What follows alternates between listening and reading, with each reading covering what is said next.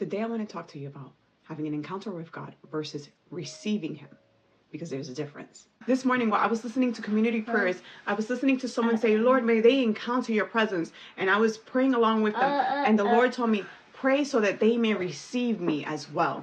And when I said receive you, if they encounter you, don't they receive you? The Lord took me to several passages in the Bible where people encountered the power of God, but they did not receive it. See, Pharaoh had encountered the power and the presence of God, and he saw signs, wonders, and his heart was still hardened against the Lord. We can also see that Judas, who walked with Jesus, he saw Jesus perform miracles before him. Judas had direct encounters with God on a daily basis, and still he betrayed the Lord for 30 pieces of silver. The Israelites in the wilderness, they experienced the hand of God. They saw the Red Sea part open so they could walk across on dry land.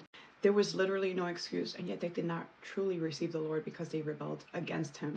Now, I want to talk to you about what is the difference between an encounter with God and receiving God. Now, an encounter with someone who comes in direct contact with God's presence, power, or revelation in their life. There are many ways that we can encounter the hand of God. Some of us have been in car accidents where the Lord has saved us. Some of us have had drug overdoses where the Lord has revived us and allowed us to live another day. Some of us have asked for prayer for our marriages to be restored, our finances to be restored, and the Lord has stepped in and done a miracle in our lives. So we can see the hand of God. That's an encounter. Okay, when you see the hand of God in your life, that's an encounter with the presence of the Lord, with His glory, with His power, with who He is. However, that doesn't mean that we've received Him. We've encountered Him. We've seen His hand upon our lives, but have we received Him?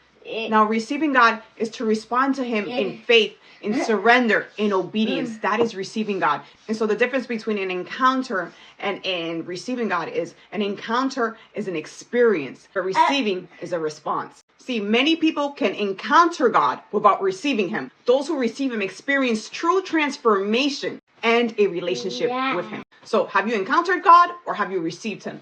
Let me know in the comments below. God bless you.